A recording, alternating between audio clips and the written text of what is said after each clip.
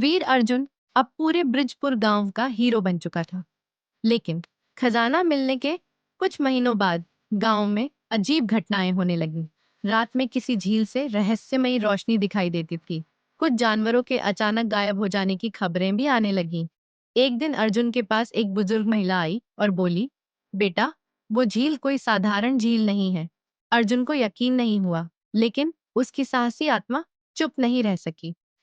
अगली सुबह वो अपने भरोसेमंद दोस्त राजू और नैना के साथ उस झील की ओर निकल पड़ा। झील तक पहुंचते पहुंचते रात हो गई। जैसे ही चांदनी पानी पर पड़ी, झील के बीचों बीच एक नीली रोशनी चमकी। पानी के नीचे कोई दरवाजा दिखाई देने लगा। नैना बोली, क्या हमें अंदर जाना चाहिए? अर्जुन ने मुस्कुराकर कहा, जहां रहस्य होता है वहां सच्चाई भी होती है। चलो। तीनों ने सांस रोकी और पानी में कूद गए। नीचे उन्हें एक पत्थरों से बना विशाल द्वार मिला, जिस पर प्राचीन लिपि में कुछ लिखा था। सौभाग्य से राजू संस्कृत जानता था। उसने पढ़ा, केवल शुद्ध हृदय वाले ही प्रवेश कर सकते हैं। उन्होंने दरवाजे को छुआ और जैसे ही उन्होंने एक दूसरे का हाथ पकड़ा, दरवाजा खुल गया। वे एक दूसरी दुनिया में पहुंच गए, जहां हर चीज सुनहरी थी।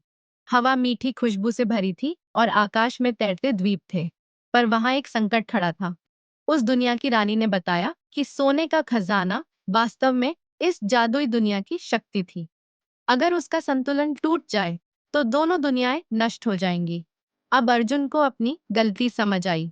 उसने बिना सोचे खजाना ले लिया था, लेकिन अब उसे इसे ठीक करना था।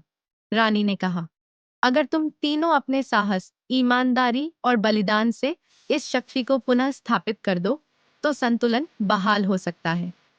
क्या अर्जुन और उसके साथी इस मिशन को पूरा कर पाएंगे? क्या वे वापस अपने गांव लौट सकेंगे, या हमेशा के लिए उस जादुई दुनिया में ही रह जाएंगे? जारी है। अगर आप चाहें तो मैं तीसरे और अंतिम भाग में बता सकता हूँ कि अर्जुन ने उस जादुई दुनिया को कैसे बचाया। क्या आप कहानी का अगला और अंतिम भाग पढ़ना चाहेंगे?